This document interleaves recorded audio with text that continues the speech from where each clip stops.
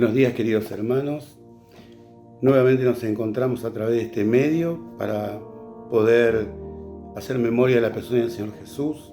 Estaba pensando que hoy tenemos en nuestro país un deber cívico. Tenemos que ir a votar, algo muy importante. Seguramente algunos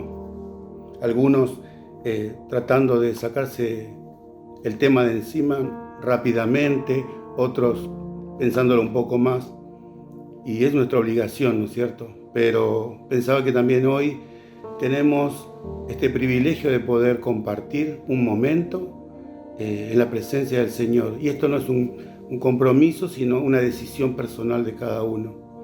Y en esta mañana quería que pudiéramos reflexionar un poco sobre la palabra gratitud. Creo que en nuestra sociedad se ha perdido y nosotros también debiéramos ejercitarnos en lo que es la gratitud. Dice 1 Tesalonicenses, capítulo 5, versos 16, 17 y 18.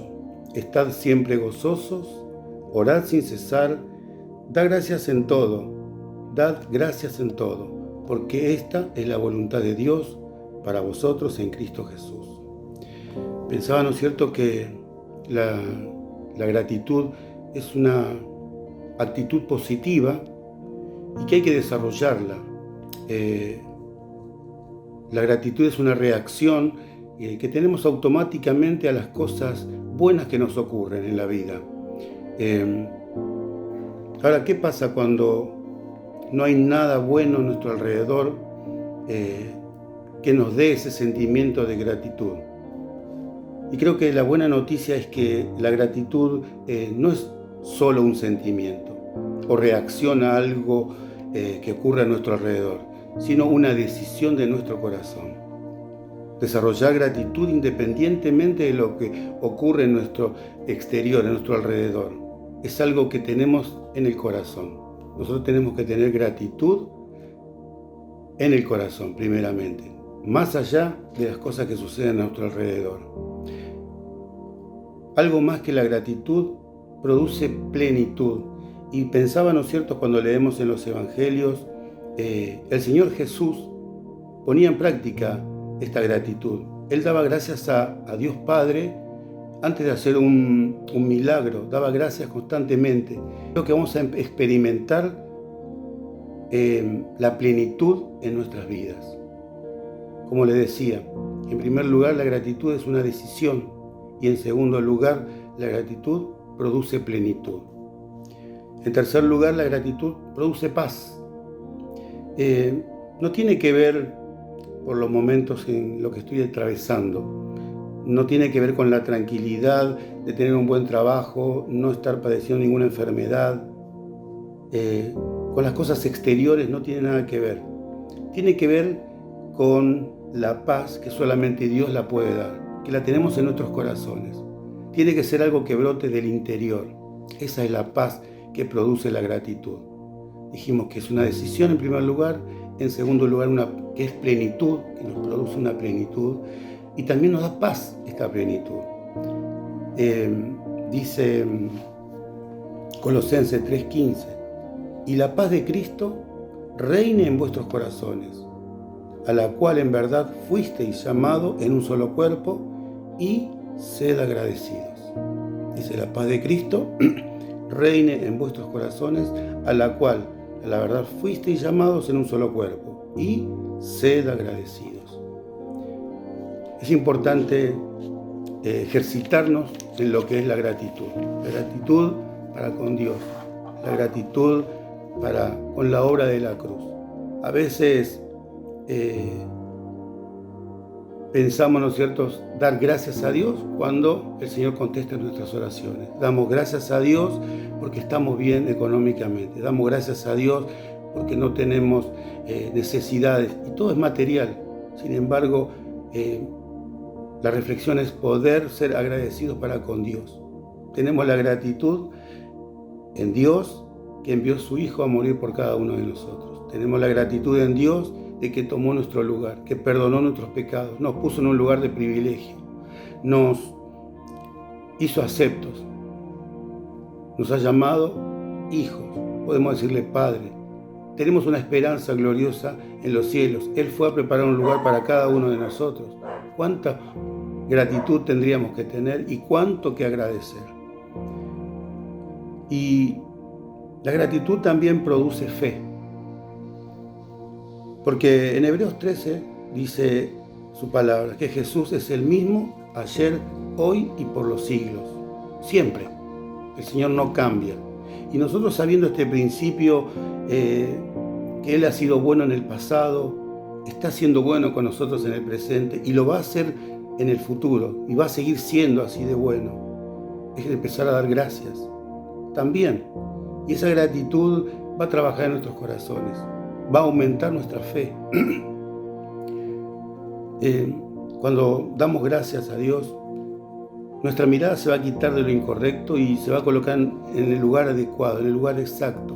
Como le decía, lo más importante es nuestra redención. Y la gratitud también produce bendición.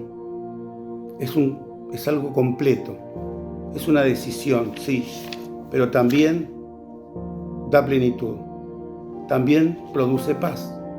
Aumenta la fe. Y se ve reflejado en las bendiciones de Dios. Que al participar en esta mañana de los símbolos podamos reflexionar, ser agradecidos. Creo que muchas veces uno tiene esta práctica de ser agradecidos en las cosas materiales y se olvida de lo primordial, de lo principal, de lo fundamental, que es dar gracias a Dios porque envió a su Hijo, el rescate de lo que estaba perdido, el rescate de los pecadores, nosotros. Y ahí arranca todo, ahí empieza todo, esa es la gratitud. Y si nos ejercitamos en la gratitud, seguramente Dios enviará bendición en nuestras vidas, en nuestra familia, en nuestra congregación. Que en esta mañana podamos participar, reflexionar, hacerlo siempre en sencillez de corazón, pero mirando nuestro interior. Todo tiene que ver con el interior del corazón, estar a cuentas con Dios. Si hay algo que estorba nuestra comunión, debemos ponerlo delante de Él. Dios nos escucha, Dios nos perdona y podemos participar como corresponde. Bueno, que el Señor bendiga su palabra, que bendiga estos pensamientos y que podamos tener un momento de recordación con gratitud en nuestros corazones.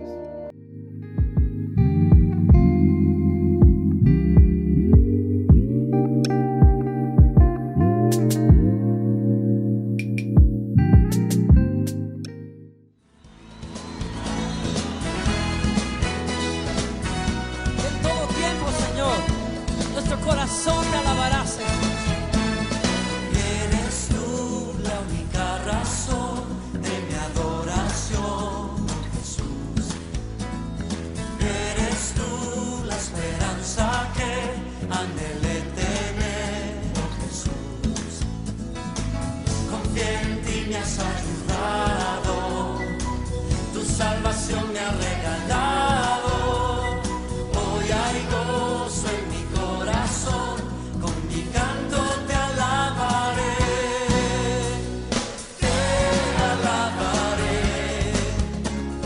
te glorificaré,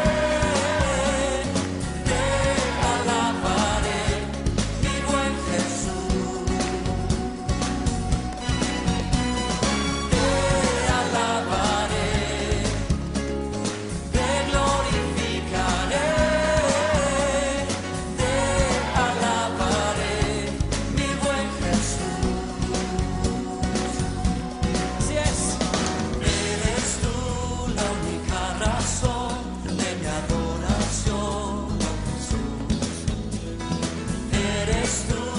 Esperanza que anhelé tener, oh Jesús. Confié en ti, me has ayudado, tu salvación me ha regalado. Hoy hay gozo en mi corazón, con mi canto te alabaré, te alabaré, te glorificaré.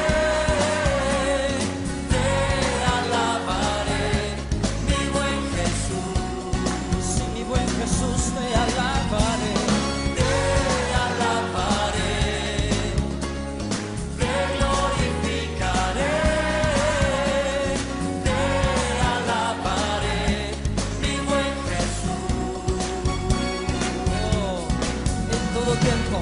de día y de noche.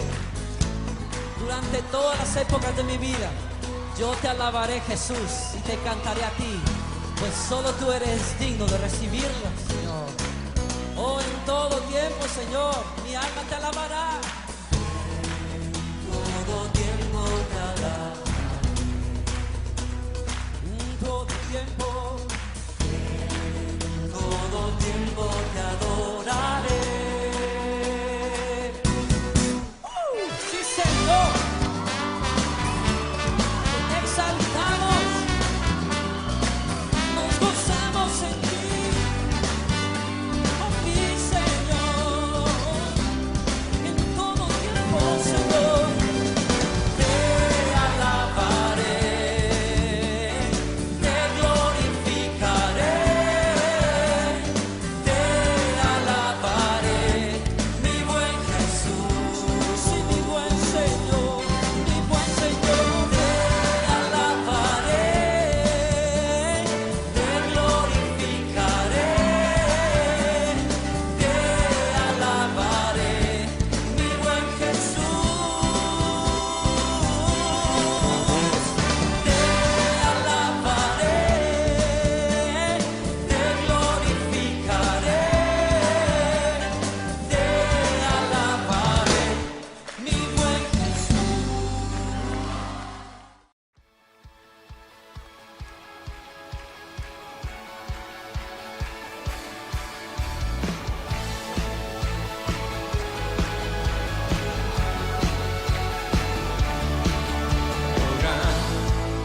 Señor, me asombra tu grandeza, con solo hablar sostienes la creación. Harás cumplir siempre todos tus planes para traer la gloria para ti y la gloria, gloria. Alzamos nuestras voces para adorar a ti la gloria.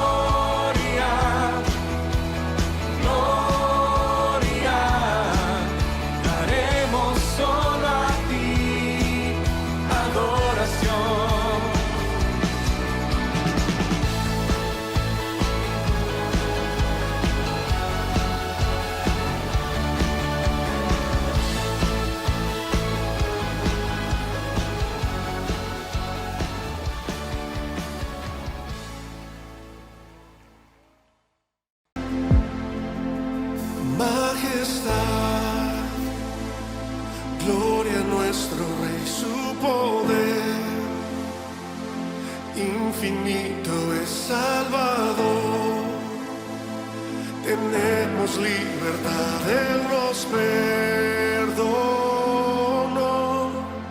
Él es fiel, gloria a nuestro Dios por amor.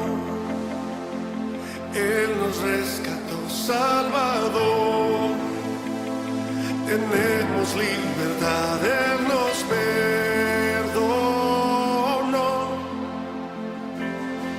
Te adoramos, te exaltamos, Rey. Honra y gloria sean dadas al Cordero de Dios. Alto y sublime eres el Señor, poderoso e invencible. Somos fruto de tu amor, nuestro Salvador.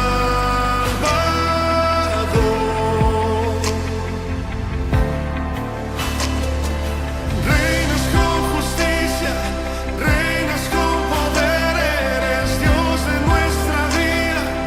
Somos fruto de tu amor, nuestro Salvador.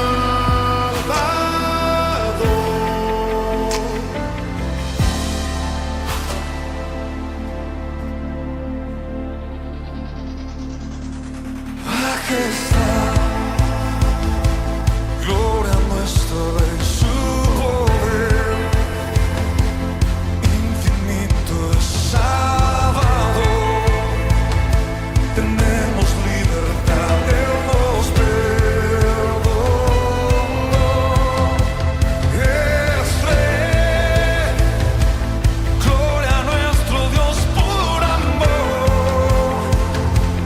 Él nos rescató, te adoramos, solo a ti.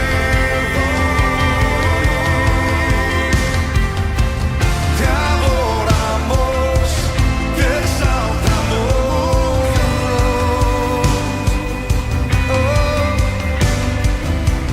Honra y gloria sean dadas al Cordero de Dios. Alto y sublime eres el Señor, poderoso e invencible. Somos fruto de tu amor, nuestro Salvador.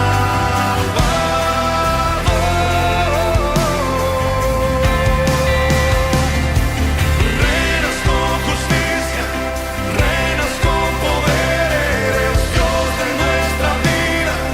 Somos fruto de tu amor, nuestro Salvador.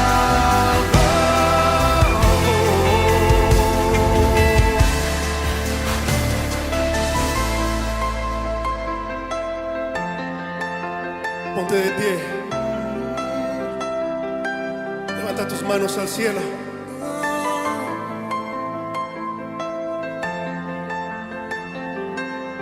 Vamos a declarar que nuestro Dios es santo, nuestro Salvador es santo. Tú eres santo, Dios de gloria, Dios de toda majestad. Tú eres santo, Dios de gloria, Dios de toda majestad. Tú eres santo, Dios de gloria, Dios de toda majestad. Tú eres santo, Dios de gloria, Dios de toda majestad. Tú eres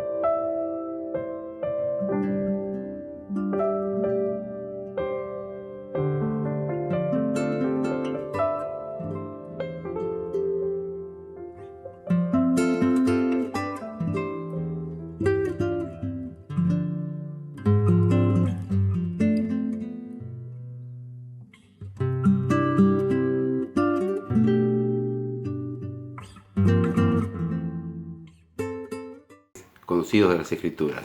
El primero de ellos en la carta a Timoteo, 1 Timoteo, capítulo 3, versículo 14. Dice así la Escritura: esto te escribo aunque tengo la esperanza de ir pronto a verte, para que si tardo sepas cómo debes conducirte en la casa de Dios, que es la iglesia del Dios viviente, columna y baluarte de la verdad. Indiscutiblemente grande es el misterio de la piedad. Dios fue manifestado en carne, justificado en el Espíritu, visto de los ángeles, predicado a los gentiles, creído en el mundo, recibido arriba en gloria. Y un versículo más, en Apocalipsis, capítulo 3, versículo 10 y 11. Por cuanto has guardado la palabra de mi paciencia, yo también te guardaré de la hora de la prueba que ha de venir sobre el mundo entero, para probar a los que moran sobre la tierra. He aquí, yo vengo pronto. Retén lo que tienes para que ninguno tome tu corona. Hasta aquí nomás en la lectura y vamos a tener algunas breves consideraciones. Hoy es el primer día de la semana, día domingo. Ya hemos hecho memoria del Señor a través de este medio virtual que el Señor nos ha provisto. Poco a poco parecería ser que vamos saliendo de la cuarentena, pero guardemos cuidado de todo esto. Pero evidentemente este primer domingo significa para todos nosotros los creyentes un día especial. Un día especial porque, tal como el Señor nos lo pidiera, cada primer día de la semana nos reunimos para recordar delante de Dios, alabando su nombre, lo que el Señor Jesús hizo. Cómo el Hijo de Dios vino a este mundo a morir por nosotros en la cruz del Calvario.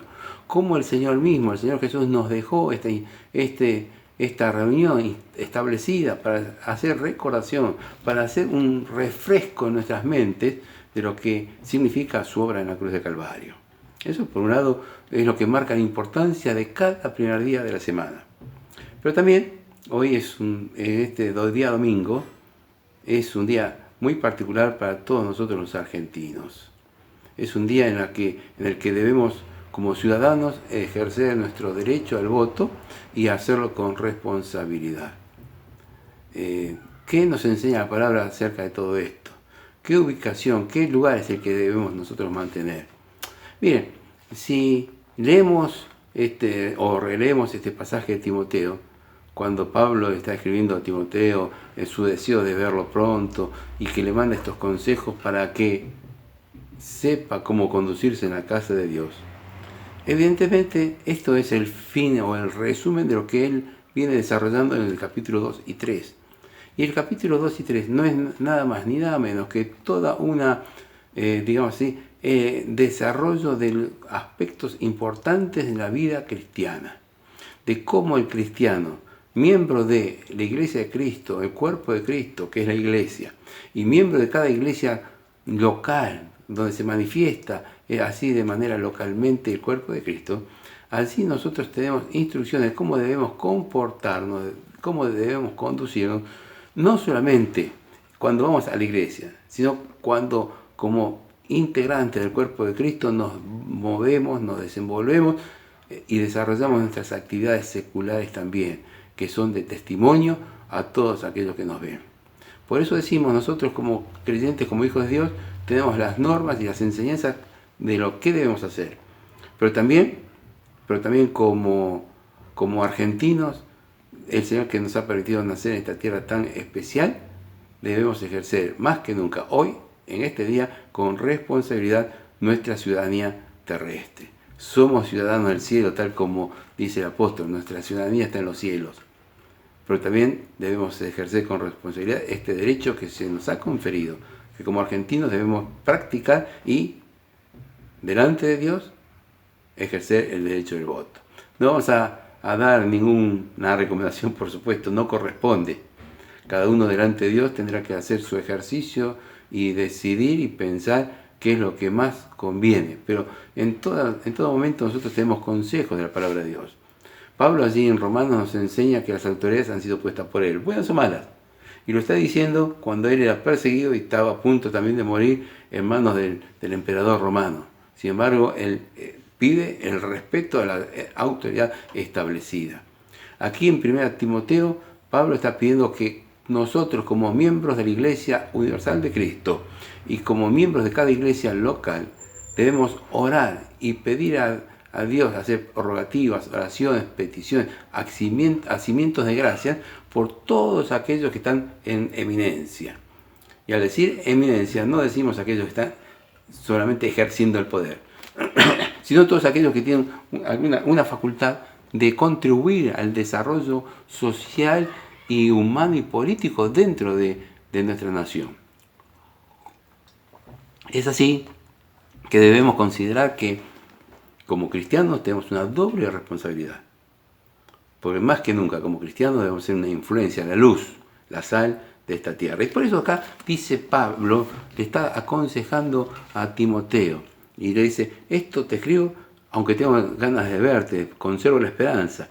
Es decir, que le da un anticipo, en el capítulo 13 le da un anticipo de todo lo que conviene a un hijo de Dios en su conducta secular y su conducta cristiana también, que sería interesante después poder repasar estos versículos, o aconsejamos a ustedes que lean estos 2 capítulos para ver esto tan importante como es el desempeño del cristiano hacia los demás y el desempeño cristiano en la iglesia para con los hermanos de la fe.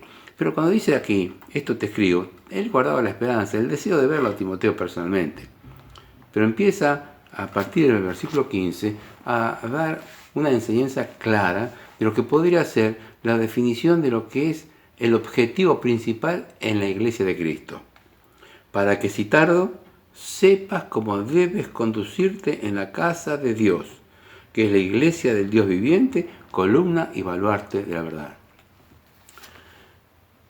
Para que si tardo, para que si se dilata, para si se prolonga nuestra distancia, te he escrito esto y te recomiendo esto. Y aquí tenemos el deseo del apóstol Pablo, el hombre de Dios, beneficiar y ayudar y formar espiritualmente a su discípulo, a su hijo en la fe, a Timoteo. Eso, él se podría dilatar. ¿Y cuántas veces nosotros también pensamos en hacer planes, en estar, en llegar? Y siempre aparece algún objetivo, alguna otra cosa, algún impedimento, algún nuevo proyecto que tal vez nos hace anular ese objetivo o nos dilata o nos hace tardar en lograr el objetivo que tenemos. Y Pablo tenía ese objetivo, verlo cara a cara a Timoteo y seguirlo preparando como joven en la fe para que pueda desempeñarse correctamente. Y por eso le dice, para que sepas. Y esta expresión, sepas, no es simplemente un saber, es aquel que mira, que examina, que levanta su vista y contempla el panorama y luego fija su vista en aspectos puntuales, concretos. Es decir, alguien que analiza meticulosamente, para que sepas cómo debes conducirte, Acá hay una enseñanza acerca de la conducta, de la ética, del hacer continuo, diario de un hijo de Dios. Y nosotros no somos parte de una conducta en la iglesia y otra afuera. Y los consejos que Pablo da en los capítulos 2 y 3 nos dejan bien clara esta enseñanza. Nuestra vida debe ser una vida íntegra e integrada cabalmente en todos los aspectos, tanto en lo secular como en lo espiritual. Como miembros de la Iglesia de Cristo, nosotros debemos transitar por este mundo, teniendo siempre presente las palabras del apóstol Juan: el mundo pasa y sus deseos, pero el que hace la voluntad de Dios, ese permanece para siempre.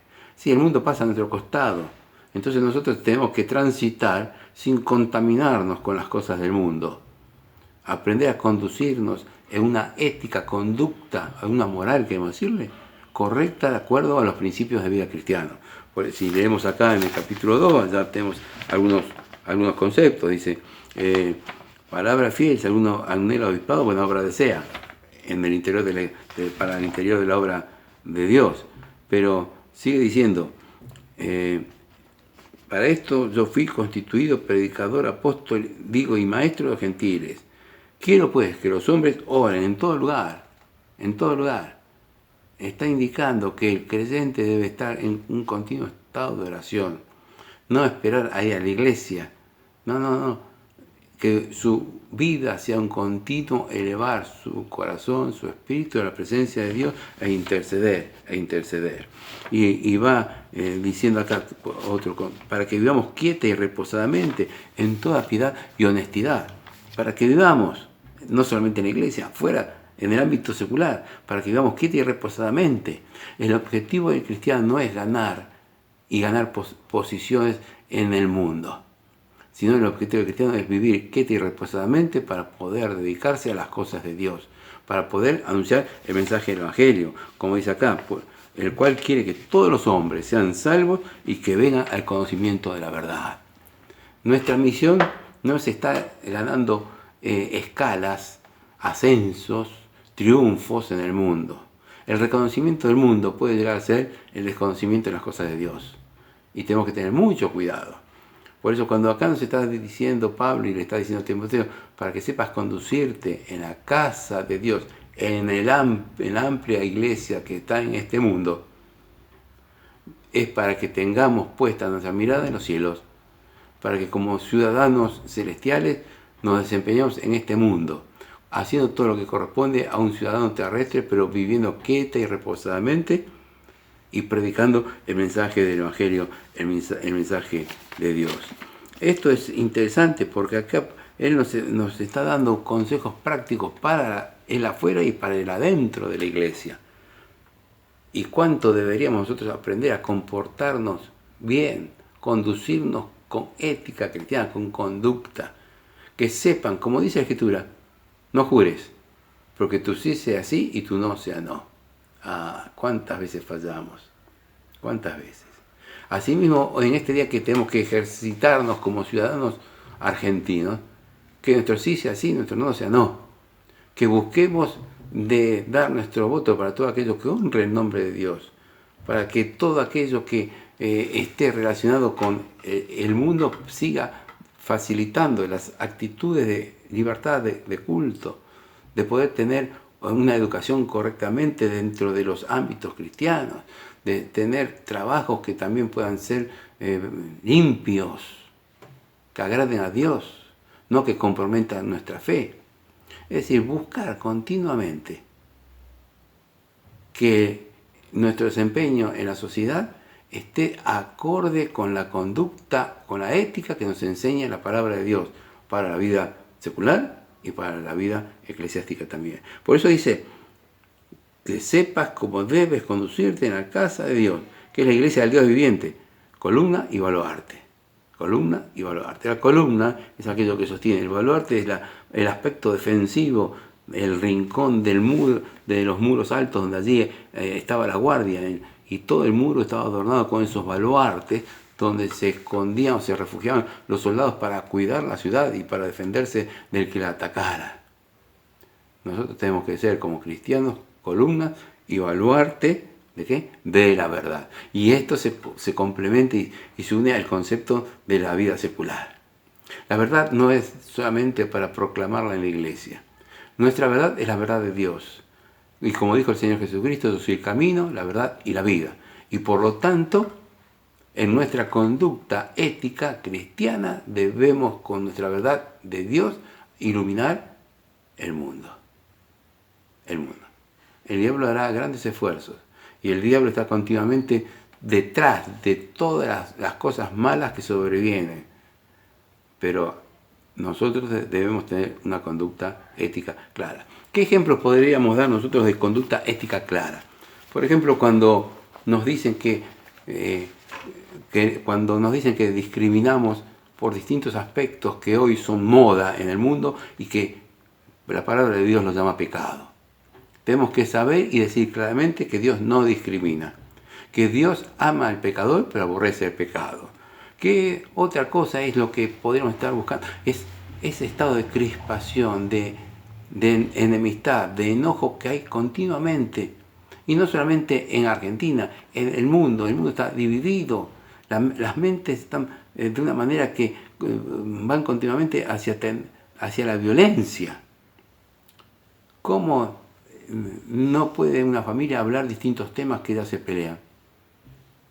Nosotros como cristianos tenemos que aprender a hablar todo aquello que conviene. Y hablar todo aquello que conviene no significa hablar siempre, sino también a veces callar ciertos temas que puedan interrumpir la paz del hogar. Más si estamos entre hermanos en la fe, es un principio cristiano que debemos hacerlo respetar. Hablar lo que conviene significa hablar lo que trae la paz, busca la paz y síguela. Y también si estamos entre seres queridos o amigos inconversos, nosotros tenemos que con nuestra conducta provocar a la paz. A aquellos que aún no tienen la paz de Dios, que aprendan lo que puede ser un corazón que refleja la paz de Dios. Y esto sería una pacificación. Por eso ese estado de crispación, de enemistad, la famosa grieta que hoy se dice en todos los lugares, grietas para cada actividad, no solamente en la política, todo eso desaparecería. Si verdaderamente nosotros como creyentes influenciáramos y habláramos a los demás y mostráramos que como hijos de Dios debemos buscar la paz, porque Cristo nos hizo la paz y nos dio la vida eterna. También hay algo más que lleva a buscar lo que es la lejanía de los conceptos y de la ética de Dios. La creación, el hombre, la familia, la mente humana están desquiciados, están en un estado que continuamente se está desestructurando. Dios todo lo hizo perfecto y hermoso. Toda su obra creadora fue tan perfecta que cuando Dios la terminó, lo vio que era bueno y descansó de lo que había hecho. Porque Dios todo lo que hace es perfecto. Pero el hombre, a través del pecado, ha destruido esa perfección y ese equilibrio en la obra creadora. Y si nosotros, con la conducta cristiana, evidenciamos el equilibrio que debería haber en nuestras mentes, en nuestras familias, en nosotros como hombres o mujeres de Dios, el mundo sería distinto, ejerceríamos una influencia benéfica. Por eso nos está diciendo aquí, para que si tardo, porque si esto se dilata, Timoteo, y tardamos en encontrarnos, para que sepas cómo debes tener una conducta adecuada a un integrante de la familia de Dios, a un miembro de la iglesia de Cristo en todo el mundo, para iluminar, para ser la sal de la tierra, luz y sal, que no podemos esconder. Pero, por si esto nos parecía algo escueto o poco como concepto de lo que tenemos que hacer en el mundo en que estamos viviendo y para tener verdaderamente una vida que agrade a Dios y que sea iluminadora hacia los demás, no solamente Pablo encara el tema de la conducta cristiana y lo que debemos aprender a hacer como miembros de la Iglesia de Cristo, sino que luego muestra algo que es irrebatible, algo que no podemos dejarlo de lado, porque sin este algo, toda nuestra vida y nuestra iglesia y nosotros como miembros de Cristo sería un sinsentido. ¿Qué es este algo? Dice en el versículo 16, una gran exclamación. E indiscutiblemente grande es el misterio de la piedad. Grande es el misterio de la piedad. Ubiquémonos en el tiempo apostólico. No resistían los cultos evangélicos, no existía la religión católica romana. La iglesia cristiana iba creciendo de acuerdo a la sencilla predicación del evangelio a través de los apóstoles y de los que se iban convirtiendo. Pero ¿qué era lo que estaban ellos haciendo? ¿A quién estaban predicando? ¿Y contra quiénes o a quiénes debían enfrentar? Debían enfrentar a los paganos de aquel entonces. Debían enfrentar a los que eran conocidos como los cultos de misterio. Eran distintos cultos, cada uno tenía su salvador, cada uno pensaba y decía una cosa distinta. Pero acá, ahora, Pablo está diciendo, grande es el misterio de la piedad, es decir, único, excelente es este misterio que nosotros estamos hablando. No hay otro misterio. Es decir, está diciendo, miren, el culto cristiano que nosotros practicamos y proclamamos es el único que tiene vigencia y valor. Las demás manifestaciones de pensamientos son pensamientos religiosos y humanos que vienen de Satanás. El culto cristiano es el único culto de misterio que viene de parte de Dios. El único. Todo lo demás es imaginación y fantasía de los hombres. Es como dice allí Romanos, Pablo en Romanos, la mesa de los demonios, en 1 Corintios capítulo 10. la mesa de los demonios. Satanás siempre actuando, trabajando, moviéndose para luchar y derrotar al pueblo de Dios. No lo puede hacer. Satanás es astuto, está como el león rugiente, buscando a quien devorar. Pero nosotros tenemos que saber que tenemos el único culto verdadero, al Dios verdadero y auténtico, al Dios de la Biblia. Y no tenemos que tener temor ni vergüenza de proclamar esto. ¿Y qué es este misterio de la piedad? Encierra la gran verdad que otros cultos querían imitar y no podían. Y esta gran verdad es que Cristo, Dios, fue manifestado en carne, justificado en el Espíritu, visto de los ángeles, predicado de los gentiles, creído en el mundo, recibido arriba en gloria. Dios, Cristo, siendo Dios, vino a este mundo, enviado por Dios el Padre y Dios el Espíritu Santo, el Trino Dios, envió al Hijo de Dios aquí a este mundo. Y como dice acá, que fue justificado, fue visto, fue predicado, fue creído, pero también finalmente recibido arriba en gloria. Es decir, triunfó, triunfante y victorioso sobre la muerte, sobre el pecado, sobre Satanás. Y como dijo el Señor, en la casa de mi Padre muchas moradas hay. Voy pues a preparar un lugar para cada uno de vosotros. Y esta es la gran seguridad que nos da el mensaje del Evangelio. El Señor no nos abandonó. El Señor fue a preparar un lugar y pronto vendrá a buscar a los suyos. Y mientras tanto, como le está diciendo a Pablo a Timoteo, nosotros debemos tener una conducta cristiana que sea la válida de acuerdo a su palabra. Una conducta cristiana que no solo haga ver que somos la luz, sino que a través de esa conducta se vea a aquel que fue el único culto de misterio, el único mensaje verdadero que Dios ha dejado para que todo aquel que en él cree no se pierda, mas tenga vida eterna. Estos dos conceptos debemos guardarlos siempre. Podemos dudar. El diablo nos podrá hacer muchas veces confundir. Pero sepamos que nuestro testimonio tiene que estar basado en una conducta ética cristiana acorde a la palabra de Dios. No solamente en la iglesia, fuera de la iglesia también. Pero por sobre todas las cosas, sepamos que si no hacemos esa conducta, si no desarrollamos, si no la practicamos tal como Dios nos lo pide, no podremos hacer que los demás vean a Cristo a través nuestro. Aquel que vino a este mundo, aquel que fue justificado, aquel que fue recibido en gloria en los cielos y que ha ido a preparar un lugar para nosotros.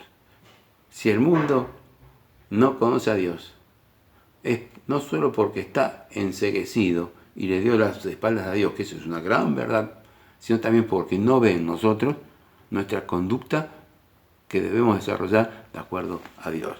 Pero leíamos también allí en Apocalipsis, el versículo donde en el capítulo 3, el versículo que habla hacia a la iglesia en Filadelfia. La iglesia en Filadelfia fue una iglesia que, según algunos, dicen que hasta hace muy poco todavía había un pequeño testimonio lejano, tal vez desfigurado de lo que era el mensaje cristiano, pero que se logró mantener a través de los siglos, a pesar de las distintas invasiones, de los distintos imperios que pasaron, de todas las vicisitudes a través de 20 siglos. Pero lo cierto es que en esta iglesia Dios estaba viendo que era una iglesia que se había esforzado, una iglesia que había madurado espiritualmente, una iglesia que tenía algunos problemas, sí, pero una iglesia que buscaba el amor de Dios y buscaba hacer luz, verdad del Evangelio. Y entonces le dice, aquí, por cuanto has guardado la palabra en paciencia. Miren, nos está hablando de un Dios que es paciente. Y en esta iglesia guardaban con paciencia la palabra de Dios, de salvación, de aquel mensaje que debía ser llevado a todas las almas. Pero por cuanto esta iglesia, a pesar de sus defectos, había guardado la palabra de Dios con paciencia, dice, yo también te guardaré de la hora de la prueba que ha de venir sobre el mundo entero. Dos aspectos importantes aquí. Por un lado, la protección de Dios para con los suyos. Dios no es deudor de nadie. Y el Señor vio que los suyos guardaban su palabra, entonces Él les promete a aquellos que guardaron su palabra y a aquella iglesia les promete que lo va a guardar. ¿De qué? Dice, de la hora de la prueba que vendrá sobre el mundo entero. el mundo será sometido a grandes pruebas. Y dice también la palabra de Dios que los últimos tiempos serán características de esto.